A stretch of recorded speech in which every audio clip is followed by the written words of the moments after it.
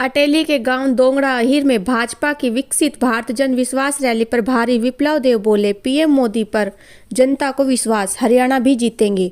नांगल चौधरी के विधायक अभय सिंह की विकसित भारत जन विश्वास रैली का आयोजन किया गया। रैली में भाजपा के प्रदेश अध्यक्ष नायब सैनी और प्रदेश प्रभारी एवं त्रिपुरा के पूर्व सीएम विप्लव देव शामिल रहे। रैली में लोकसभा चुनाव की तैयारी का आगाज किया गया और आगामी चुनाव में प्रधानमंत्री मोदी के लिए वोट मांगे गए। यह रैली दक्षिण हरियाणा की एक सफल रैली बताई जा रही है। सुबह 10 बजे से लेकर 3 बजे तक भीड़ रुकी रही। सूत्रों के अनुसार जिला की सभी सरकारी एजेंसी की रिपोर्ट के अनुसार 30,000 प्लस की भीड़ रैली में पहुंची। अटेली मंडी से पीयूष सोनी की रिपोर्ट। धन्यवाद। फरवरी को जो बात आपने कही थी वो बात मुझे याद है। आज माननीय विपुल देव जैसा होनहार नेता हमारे बीच में है। एक किसान का बेटा नायब सैनी प्रदेश अध्यक्ष हमारे बीच में है।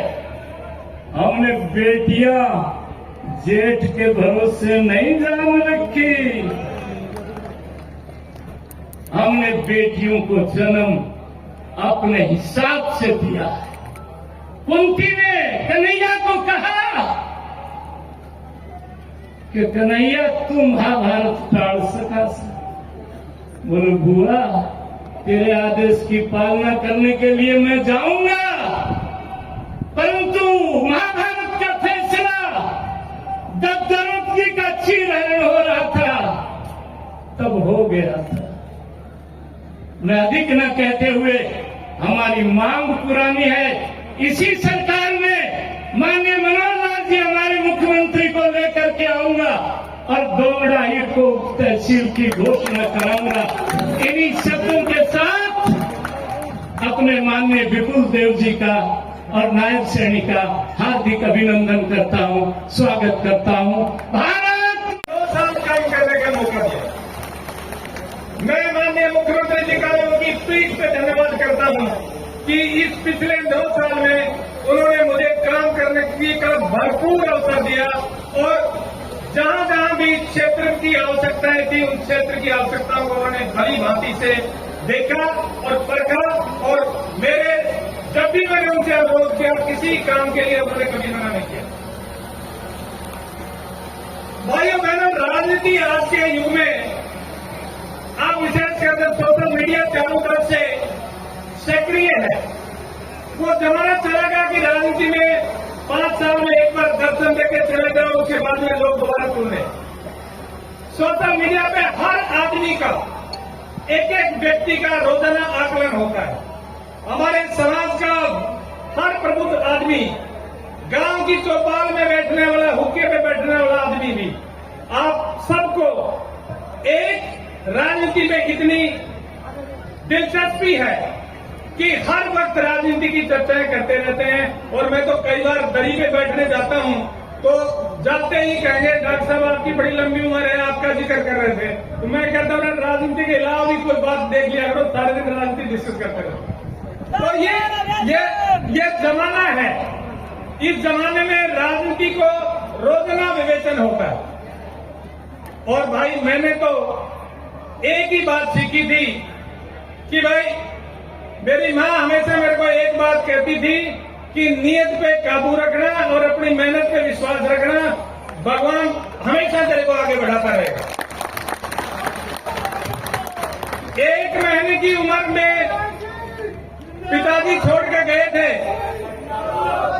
और 27 साल की विधवा मां के साथ 15 साल की उम्र में हल चलाना खेत में शुरू किया था और वहां से यात्रा शुरू करके इस जगह तक मैं पहुंचा हूं। मैं तो हमेशा समाज का ऋणी रहता हूं कि समाज की वजह से ही हमें इतना कुछ दिया। मेरे ख्याल से परमात्मा ने इतना दिया है कि उस विधवा मां की कोख से आज भी 10 क्लास 1 अफसर उस परिवार में है। मुझे इससे बड़ा पारितोषिक परमात्मा से कुछ नहीं चाहिए। और आप लोगों के दिल में, दिमाग में कई बार ये बात रहती है कि इसको विधायक को कुछ नहीं मिला। अरे मेरे को तो बहुत कुछ मिल गया। मेरे को इतना प्यार मिल गया आप लोगों का कि मेरी एक आग्रह पर आप इतनी बड़ी संख्या में सुबह से यहां बैठे हो। इससे बड़ा पारितोषिक मुझे, मेरे लिए कोई इससे बड़ा पारितोषिक नहीं हो सकता। भाइयों बहनों, सकारात्मक राजनीति करता हूं, कभी किसी की आलोचना नहीं करता। मेरे खिलाफ कोई कुछ भी कहता रहे, कभी मैं उसका प्रत्युत्तर नहीं देता। मैं ये कहता हूं कि अगर भगवान ने हमें मौका दिया है, मौका काम करने के लिए दिया है, बिना काम के विवादों में फंसने के लिए मौका नहीं दिया। और मुझे याद है अच्छी तरह से 2014 में जब मैं पहली बार विधानसभा में गया था और पहली बार जब बोलने का अवसर मुझे मिला, तो मुझे मेरे दिमाग में, मेरे दिल में एक टीस थी इलाके के प्रति, कि इलाका बर्बाद हो रहा है बिना पानी के। और मैंने अपनी पहली ही स्पीच में, पहला जो विधानसभा में बोलने का अवसर मिला, मुझे याद है 4 नवंबर 2014 को, और उसमें मैंने पानी का मुद्दा उठाया था। और मैं बड़ा खुशकिस्मत समझता हूं अपने आप को कि माननीय मुख्यमंत्री जी ने 1 हफ्ते के अंदर ही मेरे को बुला के कहने लगे भाषण देता रहेगा या कुछ मेरे को लिख के देगा। और मेरे एक प्रस्ताव पर चौथे दिन उन्होंने चीफ इंजीनियर को यहाँ सारे लिफ्ट इरिगेशन सिस्टम की ओवरहालिंग का एस्टिमेट बनाने के लिए भेज दिया था। वो चीफ इंजीनियर मलिक साहब अब नहीं इस दुनिया में चले गए, लेकिन उन्होंने कहा था कि डॉक्टर साहब, पिछले कई दशक से हम प्रयास कर रहे थे इस लिफ्ट इरिगेशन का ओवरहालिंग करवाने की, लेकिन आपने पहली बार ये इनिशिएटिव लिया है और 143 करोड़ का प्रोजेक्ट बना के मुख्यमंत्री जी ने सारे इलाके की पानी की समस्या को हल कर दिया। बीजेपी जिंदाबाद। और एक ऐसी व्यवस्था हमने कायम की, एक ऐसी व्यवस्था कायम की कि उस व्यवस्था में पूरे जिले की रिचार्जिंग का एक पूरा रोड मैप तैयार किया। हाथनी कुंड से अपनी कार में कच्ची पटरी के साथ 2 दिन तक नारनौल तक सारी नहर को देखा। एक दिन पंजाब बॉर्डर से कुरुक्षेत्र बुढ़ेड़ा है तक नरवाना ब्रांच को देखा और लगभग 1.5 घंटे की पावर पॉइंट प्रेजेंटेशन मुख्यमंत्री को दी थी। माननीय रामविलास जी बैठे हैं, ये उस प्रेजेंटेशन में मौजूद थे। और जब मैंने अपनी बात खत्म कर दी तो मुख्यमंत्री जी कहने लगे कि बड़ी मेहनत की है। मैंने कहा जी मेहनत तो की है, लेकिन ये सारे प्रस्ताव मेरे स्वीकार कर लो और इस इलाके को, दक्षिणी हरियाणा को पानी देना बहुत जरूरी है, इलाका बर्बाद हो रहा है। और मुझे खुशी है आपको ये बात बताते हुए कि 2000 करोड़ रुपए की एक चीज माननीय मुख्यमंत्री जी ने पूरे हथनी कुंड से नारनौल तक नहर की कैपेसिटी बढ़ाने की मंजूर की और 80% काम उसमें पूरा हो गया, 20% काम बचा है। और मुझे उम्मीद है कि अगली बारिश का टाइम आएगा तो यहाँ लगभग नारनौल में 600-700 क्यूसेक पानी आपके खेतों में रिचार्जिंग के लिए पहुंचेगा। दोहान नदी डेरोली से लेकर माजरा तक रिचार्ज हो गई। ये जासावास, मांडोर और दूसरे गांव हैं। इन गांवों में मैं पीछे गया था तो कहने लगे डॉक्टर साहब, पहले पाइप हर साल नीचे डालने पड़ते थे, अब हम पाइप निकालते हैं। पहले हमें खरीदने पड़ते थे, अब हम कहते हैं स्पेयर हो गया, पाइप ले जाओ। तो ये इस सरकार का करिश्मा है, इस पार्टी का करिश्मा है। और इस पार्टी ने दक्षिणी हरियाणा के लिए जितना दिया है, मैं नहीं समझता कि किसी सरकार ने कभी 70 साल में भी दिया। राजनीति तो 70 साल से भी होती आ रही थी, लेकिन राजनीति ने क्षेत्र की भलाई के लिए कभी कुछ नहीं सोचा, क्योंकि वोट का तरीका ये था कि 5 साल में एक बार आओ और एसवाइल का नारा लगाओ, कहो एसवाइल बनेंगे, अगली बार उसके बाद में फिर गायब हो जाओ। और हमने जिक्र नहीं किया एसवाइल का, हमारा हक है, जब सरकार फैसला होगा पानी आ जाएगा, लेकिन एसवाइल के फैसले तक हम दक्षिणी हरियाणा के महेंद्र के किसानों को प्यासा नहीं मार सकते थे, उनकी भूमि को बर्बाद नहीं करना था। तो इसलिए सरकार ने ये स्कीम दी। आपके पास, आप जयपुर में पेशेंट ले जाते हैं, सारे के सारे रास्ते में सीरियस पेशेंट, आधे पेशेंट दम तोड़ जाते हैं। और अब मात्र 1 करोड़ पे 700 करोड़ की लागत पे 710 बेड का मेडिकल कॉलेज आपके पास बन के तैयार होता है। और उस मेडिकल कॉलेज में भगवान ने चाहा तो नए साल में हॉस्पिटल शुरू करवा देंगे और आपको जयपुर और दिल्ली और गुड़गांव के चक्कर नहीं लगाता। आपके पास 12 एकड़ में बसीरपुर घाटा शहर में लॉजिस्टिक हब बन रहा है। थोड़ी सी उसमें कसर रह रही है, वो मेरे ख्याल से अगले 2 महीने में रिजॉल्व हो जाएगा, लेकिन उसका बाहर का सारा काम करवा दिया। 4 लेन का नेशनल हाईवे बना दिया वहां तक, और पानी की, कच्चे पानी की लाइन वहां तक बिछा दी, रेल की पटरी डालना रेलवे स्टेशन से वहां तक आ गई, सारा काम कंप्लीट है। और भगवान ने चाहा तो इस साल के अंत तक आप उसको आगे बढ़ते हुए देखो। तो मैं ये कहता हूं नेशनल हाईवे का इतना बड़ा नेटवर्क किसी सरकार ने नहीं दिया। और देखो बात यह है कि असली ताकत तो होती है नेता के विजन में। हमारे माननीय मोदी जी, उनका अपना एक विजन है। मैं आज सुबह अखबार पढ़ रहा था, उसमें रूस के राष्ट्रपति का स्टेटमेंट है पुतिन का कि मोदी जी जो सोच लेते हैं वो हिम्मत करे, साहसपूर्ण उसको लागू करते हैं, फैसला लेते हैं। हमारे देश में फैसला लेने वाले नेता की कमी थी और इस आदमी ने, हमारे प्रधानमंत्री जी ने, इन्होंने पिछले 9 साल में इस देश को कहां से कहां पहुंचा दिया। जिस देश की गिनती हमेशा पिछली पंक्ति में होती थी, आज वही देश सारे दुनिया का परामर्शदाता बन गया। जब कोई भी तरह की जरूरत होती है तो माननीय मोदी जी को बुला के करते हैं। तो मैं कहता हूं कि मैं ये सारी बातें मैं इसलिए कह रहा हूं, और मुझे लोग पूछते थे आपको ये रैली बुलाने की क्या जरूरत पड़ी। मैंने कहा इस रैली से मैं सिर्फ एक बात देखना चाहता हूं कि लोग विकास की राजनीति में कितना विश्वास करते हैं। और आज मैं धन्य समझता हूं अपने आप को कि आपने सुबह से इतना लंबी लाइन लगा दी, लोग आ रहे हैं, जा रहे हैं, लंबी लंबी लाइनें।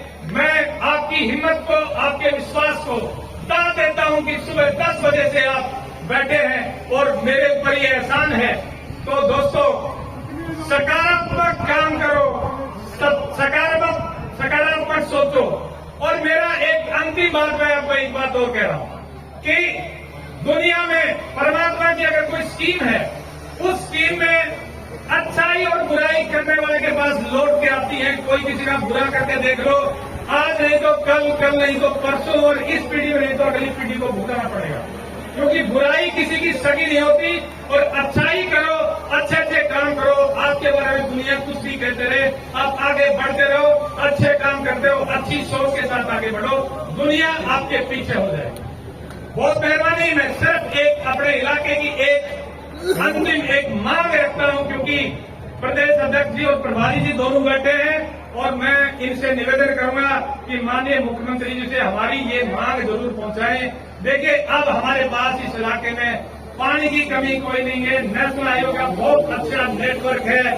हमारे पास कुशल और अकुशल दोनों तरह के कारीगर उपलब्ध हैं। एजुकेशन में हमारा जिला हरियाणा के अग्रणी जिलों में से है।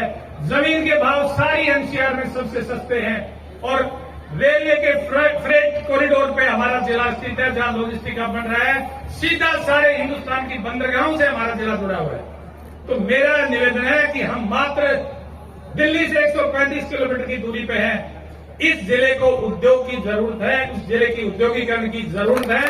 हमारी ये बच्चे जो बेरोजगारी बढ़ रही है, मेरा एक सपना है कि इस जिले में एक बड़ी उद्योग की यूनिट यहां लगाई जाए। और एक यूनिट यहां लगी तो जिले में उद्योग की लाइन लग जाएगी। जिस दिन उद्योगीकरण इस जिले का हो जाएगा तो हमारे जिले का एक भी नवयुवक बेरोजगार नहीं रहेगा। और देखिए, मारुति जब लगाने का फैसला हो रहा था, मैंने अपने लेवल पे मारुति के चेयरमैन को, एमडी को, हर जगह मैंने मेल्स डाली, मैंने प्रयास किया। लेकिन भाई अदना सा एमएलए था, मेरी बात सुनी नहीं गई। उन्होंने मेरा, अगर मैं कहता हूं कि आप सारे मंत्री जी भी बैठे हैं, रामविलास जी भी बैठे हैं, सारे बैठे हैं, मैं कहता हूं सारे मिलके माननीय मुख्यमंत्री जी से प्रार्थना करो और हमारे प्रभारी जी और प्रदेश अध्यक्ष जी हमारी सिफारिश करेंगे कि इस जिले में एक बड़ी यूनिट, बड़ी कोई इंडस्ट्री ले आओ, इस जिले का कल्याण हो जाएगा। धन्यवाद। जय हिंद। आप लोगों का पुनः बहुत बहुत आभार। धन्यवाद, आप इतनी संख्या में आए। और मेरा हाथ जोड़ के आप लोगों से एक अनुरोध और है कि वे हमारे मुख्य अतिथि जब तक अपना भाषण समापन ना कर लें, तब तक मेरा आपसे अनुरोध है, आप उठ के न जाइए। आपने सुबह से इतना एहसान किया है मेरे लिए, गर्मी में यहाँ बैठे हो, कितने घंटे हो गए, आधा घंटा और बैठे रहो मेरे लिए। धन्यवाद। जय हिंद। नमस्ते। त्रिपुरा के पूर्व मुख्यमंत्री आदरणीय विप्लव देव सिंह जी, हमारे भारतीय जनता पार्टी हरियाणा प्रदेश के महामंत्री और राई से विधायक आदरणीय मोहनलाल जी, भारतीय जनता पार्टी के वरिष्ठ नेता, पूर्व में प्रदेश के अध्यक्ष रहे, रामविलास शर्मा जी, यहाँ के लोकप्रिय सांसद आदरणीय चौधरी धर्मवीर सिंह जी, जिला के अध्यक्ष दयाराम यादव जी, हरियाणा सरकार में मंत्री ओम प्रकाश यादव जी और हमारे विधायक अटेली सीताराम यादव जी, जिला प्रभारी अजय बंसल जी, श्रीमती संतोष यादव जी, मनीष मित्तल जी, गोविंद भारद्वाज जी, डॉक्टर राकेश कुमार जी, सत्यव्रत शास्त्री जी, अमित मिश्रा जी, विद्यानंद लांबा जी, मनीष यादव जी, ग्राम की दोंगड़ा की सरपंच सुनीता जी, और आज का जो ये भव्य कार्यक्रम आज इस दोंगड़ा हीर के इस मैदान में ये हजारों की संख्या में आज उपस्थित हुए हैं और ये कार्यक्रम का आयोजन किया है हमारे अभय सिंह यादव जी, जो भारतीय जनता पार्टी के वरिष्ठ नेता है और इस क्षेत्र की बहुत मजबूत आवाज है। क्योंकि मुझे ध्यान में है जब मैं पिछली सरकार में विधायक था, मंत्री था, तब अभय यादव जी इस क्षेत्र की आवाज मजबूती से विधानसभा के अंदर उठाते थे और उसका परिणाम है कि आज आदरणीय मुख्यमंत्री जी ने उन बातों को ध्यानपूर्वक सुन करके अंतिम तेल तक किसान के खेत के अंदर पानी पहुंचाने की व्यवस्था ये पहली बार खड़ी की है और इसके अंदर ये बड़ा हाथ आदरणीय अभय सिंह यादव जी का है। भाइयों, सुबह 10 बजे से हम लोग बैठे हैं और आदरणीय प्रभारी जी हमारे बीच में बात रखने वाले हैं। मैं तो एक दो बात कह करके अपनी वाणी को विराम दूंगा कि ये सरकार, मनोहर लाल जी की सरकार ने पिछले 9 वर्षों में हरियाणा की एक नई तस्वीर बदलने का काम किया है।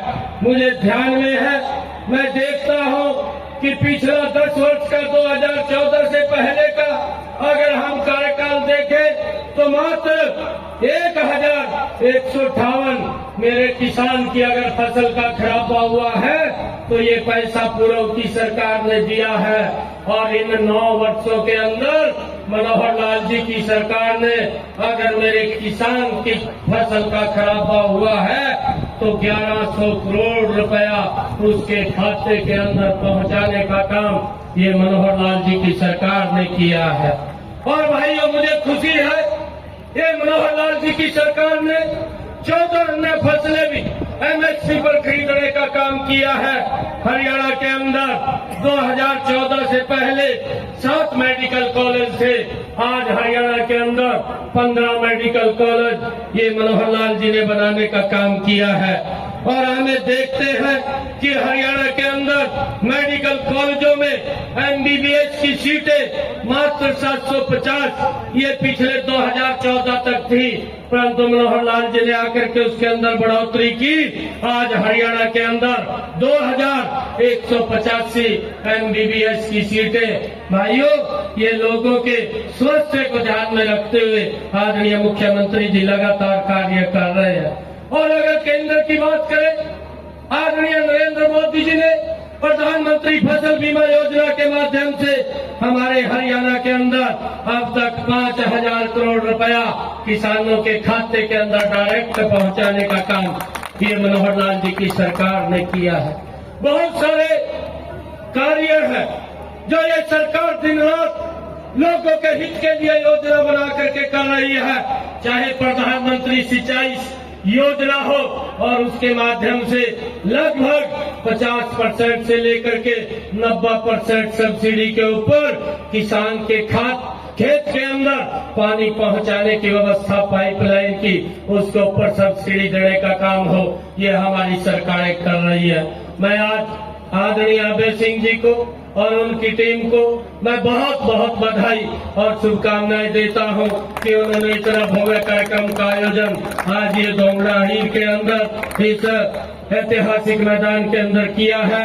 आप सबका मैं दिल से धन्यवाद करता हूं, क्योंकि आप लोग 10 बजे से हमारी मातृशक्ति भी और हमारे सभी यहाँ के महानुभाव सुबह 10 बजे से यहाँ पर बैठे हैं और 4 बजने को हो गए हैं।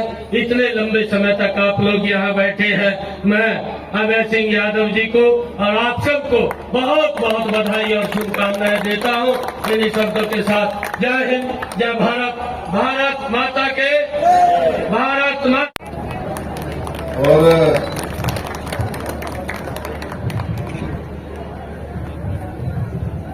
जो कि मुझे पहले से पता था, किंतु आज मैंने अपने आंखों से देखा जो महेंद्रगढ़ के जिला है और विशेष करके ये हमारे जो डोंगरा जाहिर गांव जो है एटेली और हमारे अभय सिंह जी का जो विधानसभा है सीताराम जी का और विधानसभा है एटेली नांगल चौधरी, मेरे साथ अभय सिंह यादव जी भी है। दोनों विधानसभा और इस जिले के बारे में मैंने सुना, जो मैं कह रहा हूं, यहाँ के किसान मेहनती है, यहाँ के किसान के बेटा जाके बॉर्डर में खड़ा होता है देश को सुरक्षा देने के लिए, देश को बचाने के लिए। और ये जो किसानों का बेटा देश के सुरक्षा के लिए धूप में बारिश में खड़ा होते हैं, इसका प्रमाण आज आप लोगों ने दिया। जो सुबह 10 बजे तक, 10 बजे से लेके अभी 3:30 बजे तक धूप में बैठे रहना मेरे से नहीं हो सकता मेरे मित्रों, ये तो आपके द्वारा ही हो सकता है, इसी गांव का ही हो सकता है। इस भूमि का जो दक्षिणी हरियाणा के लोग ही कर सकता है।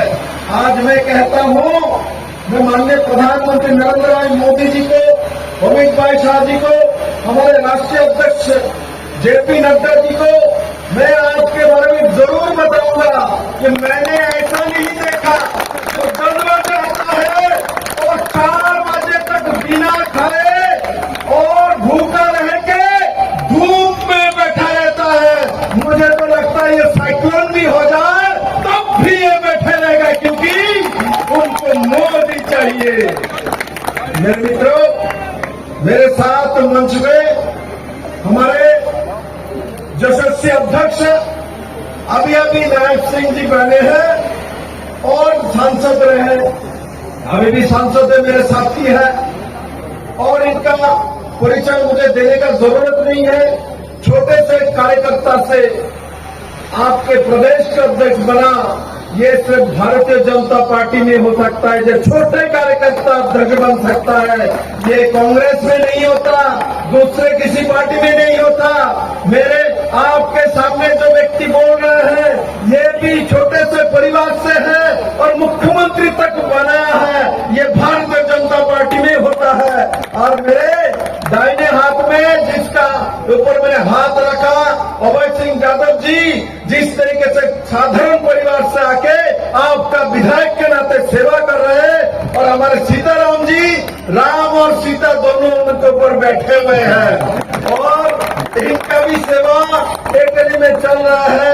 और ऐसा मेरे अध्यक्ष नायब सिंह सैनी जी और मंच में बैठे हमारे सबके प्रियजन, सबके बड़े हैं, जो कि यहाँ भारतीय जनता पार्टी के भीष्म पितामह बोला जाता है, महेंद्रगढ़ का सबसे बड़े नेता माना जाता है, पूरे प्रदेश के बड़े नेता माना जाता है। भारतीय जनता पार्टी को लंबे समय तक संगठन को बढ़ाने वाला व्यक्ति हमारे रामविलास शर्मा जी बैठे हुए हैं आपके बीच में, और हमारे साथ हमारे ओम प्रकाश जी मंत्री जी बैठे हुए हैं, हमारे हमारे अजय बंसल जी जिला प्रभारी जी, श्री संतोष यादव जी, श्री मनीष मित्तल जी, श्री गोविंद भारद्वाज जी, डॉक्टर राकेश कुमारी जी, हमारे श्री सत्यव्रत शास्त्री जी, अमित मिश्रा जी, श्री विद्यानंद लंबा जी, और हमारे जिसका नाम मेरे झूठ रहा है क्योंकि मेरे साथ सभी समय चलता रहता है, मेरा जहां भी कार्यक्रम हो तो वो महामंत्री मेरे साथ सभी समय रहता है, वो और कोई नहीं है, राय के विधायक है, हमारे मोहनलाल भड़ोली जी है। मेरे मित्रों, आज इस महान जनसभा को देख के मुझे मालूम चलता है जो यहाँ के लोगों में कितना मोदी जी के प्रति विश्वास है। मेरे मित्रों, याद है मुझे रिवारी से ही माननीय प्रधानमंत्री 2014 में 1 रैंक 1 पेंशन का घोषणा किया था, और आज वही भूमि है जो कि एक किसानों का प्रदेश का सबसे बड़ा उदाहरण। मैं जब कार से आ रहा था, रास्ते के दोनों तरफ हरियाली हरियाली, खेती खेती, पानी है पानी, और किसी ने नहीं किया, वो भारतीय जनता पार्टी के मनोहर लाल जी के खट्टर की सरकार और हमारे विधायक द्वय ने किया है। ये कांग्रेस ने नहीं किया है, जो रीजनल पार्टी यहाँ राज कर रहे थे लंबे समय तक, इन लोगों ने नहीं किया है। मेरे मित्रों, भारतीय जनता पार्टी जो कहता है, नरेंद्र भाई जो कहता है वही करता है। हमारे विधायक भी जो कहता है वही नांगल गांधी में होता है, और सीताराम जी जो अटेली में कहता है वही करता है। उसी दिशा में भारतीय जनता पार्टी के सरकार मनोहर लाल खट्टर जी के नेतृत्व में किए जा रहे। मेरे मित्रों,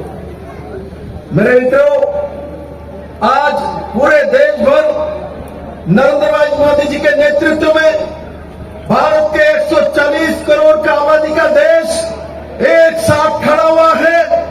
अभी 5 राज्यों में निर्वाचन हुआ है।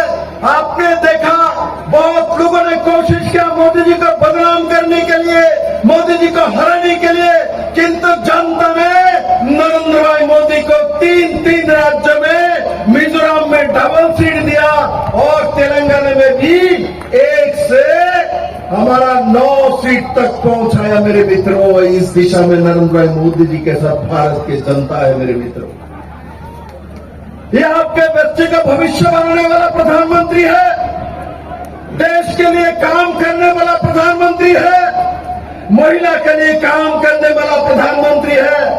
आज मैं गर्व करता हूं, आज मैं देखता हूं ऊपर से ड्रोन से या फूल बरसात हो रहा है, हमने कभी सोचा भी नहीं है। मैंने सोचा नहीं मैं अपने जीवन में देखूंगा गांव में किसानों को खेती में औषधि देने के लिए और फर्टिलाइजर छींटने के लिए 15,000 महिला को ड्रोन दीदी के नाते पूरे देश भर महिला ड्रोन चलाएंगे। वो काम नरेंद्र भाई मोदी ने करके दिखाया।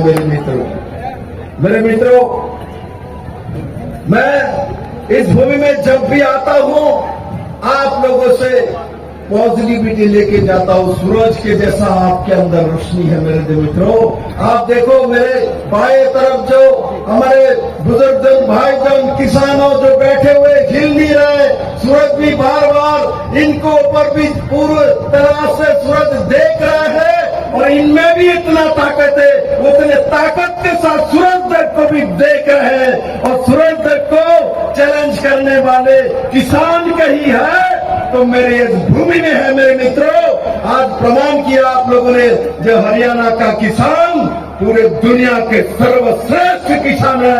हरियाणा का किसान का बेटा दुनिया का सर्वश्रेष्ठ फौजी का बेटा बनता है। मेरे मित्रों, इसलिए मैं आप लोगों से आवेदन करूंगा, अभी 2024 में लोकसभा निर्वाचन है, और मैं आप लोगों से पूछना चाहता हूं, 2024 के लोकसभा निर्वाचन में आपको प्रधानमंत्री किसको चाहिए? किसको चाहिए? किसको चाहिए? सुना नहीं मैंने। मोदी जी को दिल्ली से सुनना चाहिए। कौन चाहिए? कौन चाहिए?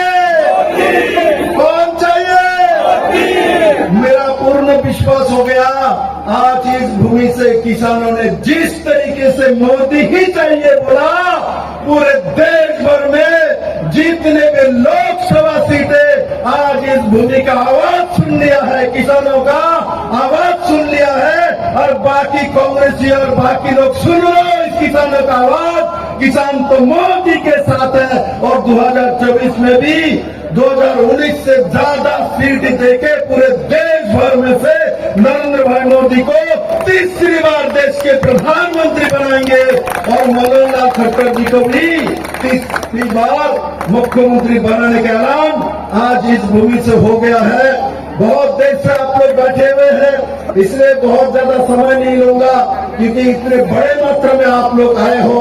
जितना अंदर है उतना बाहर है, उतना रास्ते में है।